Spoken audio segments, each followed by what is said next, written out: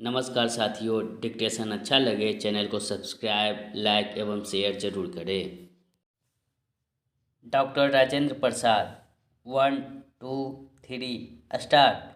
15 अगस्त 1947 को भारत जब स्वतंत्र हुआ तो गांधी जी ने भारतीय प्रजातंत्र की विशेषता बताते हुए कहा था कि यहाँ का एक किसान भी भारत का राष्ट्रपति बन सकता है। गांधी जी की यह बात शीघ्र ही सही सिद्ध हुई जब 26 जनवरी 1950 को सादा जीवन उच्च विचार की प्रतिमूर्ति एवं बिहार के किसानों का नेतृत्व करने वाले एक महान व्यक्ति को देश का प्रथम राष्ट्रपति बनाया गया। वह महान व्यक्ति कोई और नहीं बल्कि बिहार के गौरव डॉक्टर राजेंद्र प्रसाद थे, जिन्होंने भारतीय स्वतंत्रता संग्राम में गांधी जी का साथ देने के लिए अपनी चलती हुई वकालत को तिलांजलि दे दी। राजेंद्र प्रसाद का जन्म बिहार प्रांत के सिवान जिले में जीरादेई नामक गांव में 3 दिसंबर 1884 को हुआ था। उनके पिता श्री महादेव सहाय एक विद्वान व्यक्ति थे एवं माता श्रीमती कमलेश्वरी देवी एक धर्मपरायण महिला थी। उनकी प्रारंभिक शिक्षा गांव में ही हुई। राजेंद्र बाबू अत्यंत कुशाग्र बुद्धि के छात्र थे। उन्होंने 5 वर्ष की आयु में ही एक मौलवी साहब से फारसी पढ़ना शुरू किया। उसके बाद वे छपरा के जिला स्कूल में पढ़ने गए। जिला स्कूल से पढ़ाई पूरी करने के बाद वे पटना स्थित टी.के. घोष अकादमी में पढ़ने के लिए गए। इसी दौरान 13 वर्ष की उम्र में राजवंशी देवी के साथ उनका विवाह हो गया। वर्ष 1902 में 18 वर्ष की आयु में कलकत्ता विश्वविद्यालय की प्रवेश परीक्षा में प्रथम स्थान प्राप्त करने के बाद राजेंद्र प्रसाद ने कलकत्ता के प्रेसिडेंसी कॉलेज में दाखिला ले लिया। इसके बाद कानून में कैरियर की शुरुआत करने के लिए उन्होंने बैचलर ऑफ लॉ की पढ़ाई पूरी की। उन्होंने अपनी पढ़ाई के दौरान भी भारतीय स्वतंत्रता संग्राम में महत्वपूर्ण भूमिका निभाई। यद्यपि स्नातक स्तरीय परीक्षा उत्तीर्ण करने के बाद ही वे राजनीति में सक्रिय हो चुके थे, किंतु राजनीति में रहते हुए भी उन्होंने अपनी पढ़ाई नहीं छोड़ी और वर्ष 1915 में स्वर्ण पदक के साथ विधि परास्नातक LL.M. की परीक्षा उत्तीर्ण की। उसके बाद उन्होंने लॉ में डॉक्टरेट की उपाधि भी हासिल की। कानून की पढ़ाई पूरी करने के बाद उन्होंने पटना उच्च न्यायालय में वकालत प्रारंभ कर दी। अपने सद्व्यवहार एवं कुशलता के कारण उन्होंने वकालत में खूब नाम कमाया और एक प्रसिद्ध वकील बनकर उभरे। उसी दौरान वर्ष 1917 में जब चंपारण के किसानों को न्याय दिलाने के लिए गांधी जी बिहार आए तो डॉक्टर राजेंद्र प्रसाद का उनसे मिलना हुआ। गांधी जी की कर्मठता, लगन, कार्यशैली एवं साहस से वे अत्यधिक प्रभावित हुए। इसके बाद बिहार में सत्याग्रह का नेतृत्व राजेंद्र प्रसाद ने ही किया। उन्होंने बिहार की जनता के समक्ष गांधी जी का संदेश इस तरह प्रस्तुत किया कि लोग उन्हें बिहार का गांधी ही कहने लगे।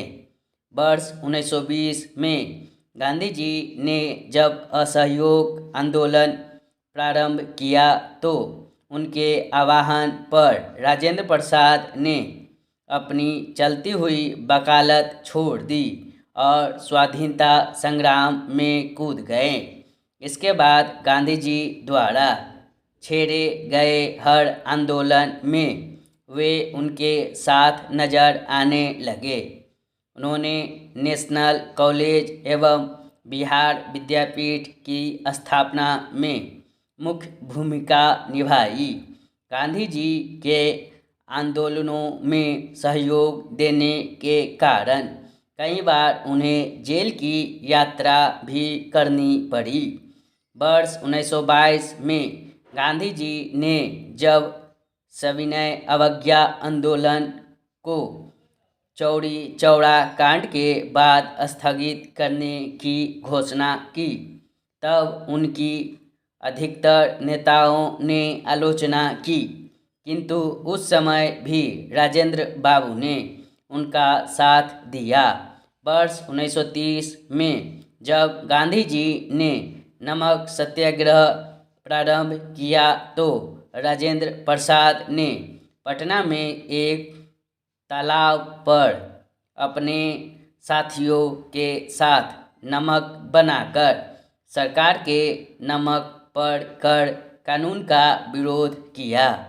इसके लिए उन्हें गिरफ्तार कर जेल भेज दिया गया।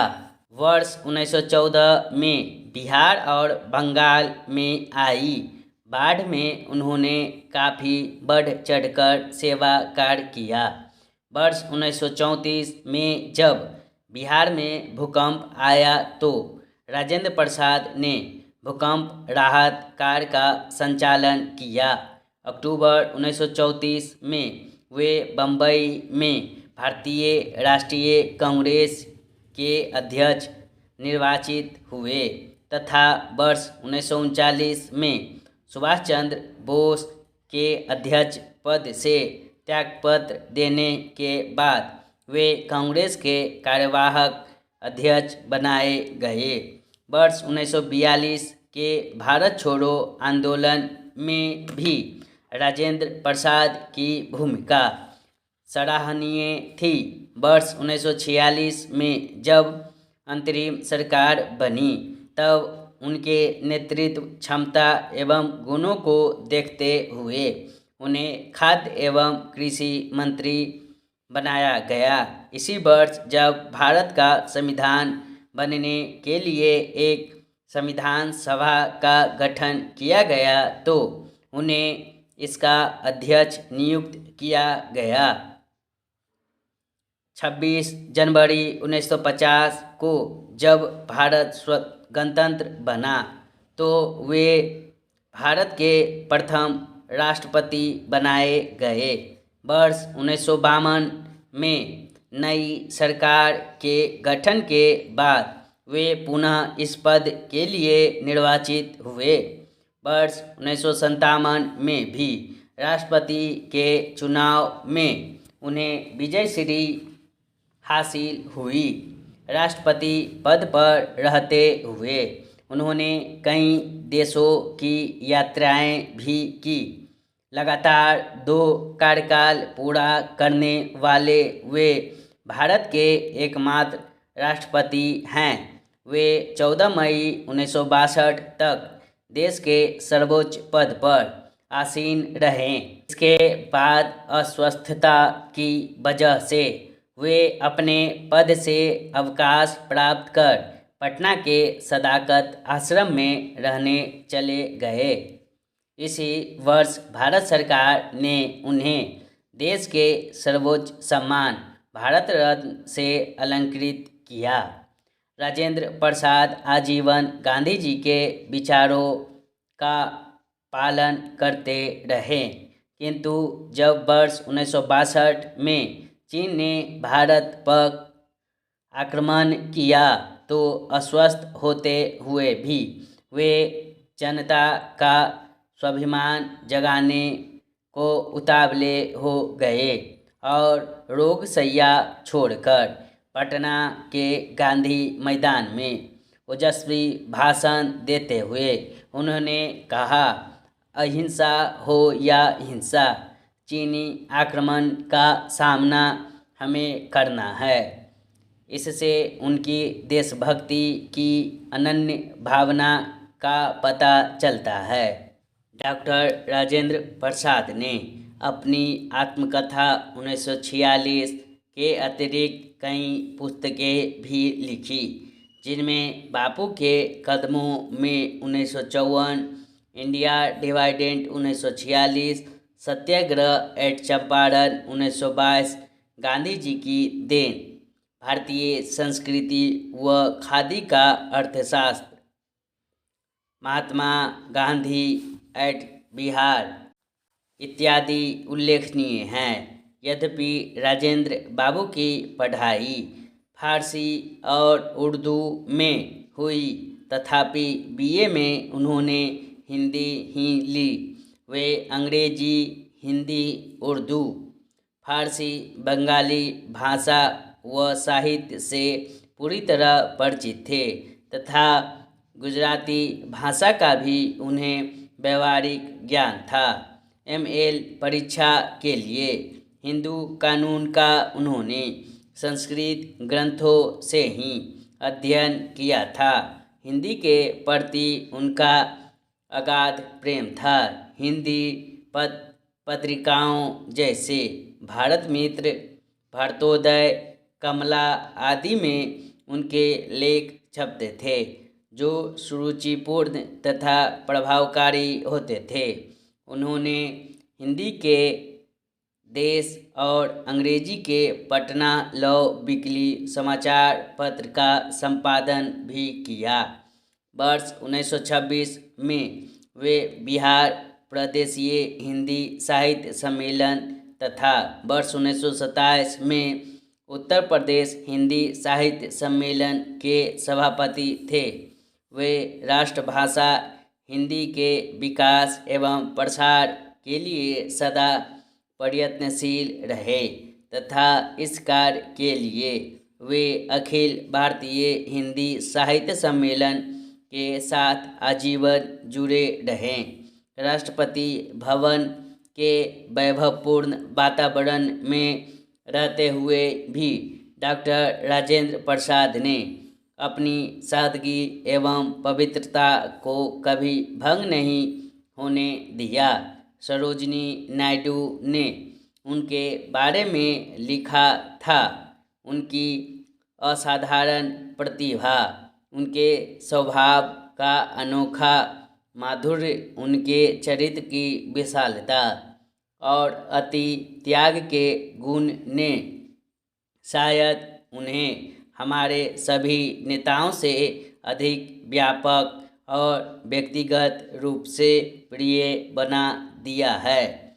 गांधी जी के निकटतम शिष्यों में उनका वही स्थान है जो ईसा मसीह के निकट सेंट जॉन का था। अपने जीवन के आखिरी महीने बिताने के लिए उन्होंने पटना के निकट सदाकत आश्रम चुना। 28 फरवरी 1963 को राजेंद्र प्रसाद ने पटना के सदाकत आश्रम में अपनी अंतिम सांस ली। वे आज हमारे बीच भले ही उपस्थित न हो, पर कृतज्ञ राष्ट्र उनके योगदान को कभी भूल नहीं सकता।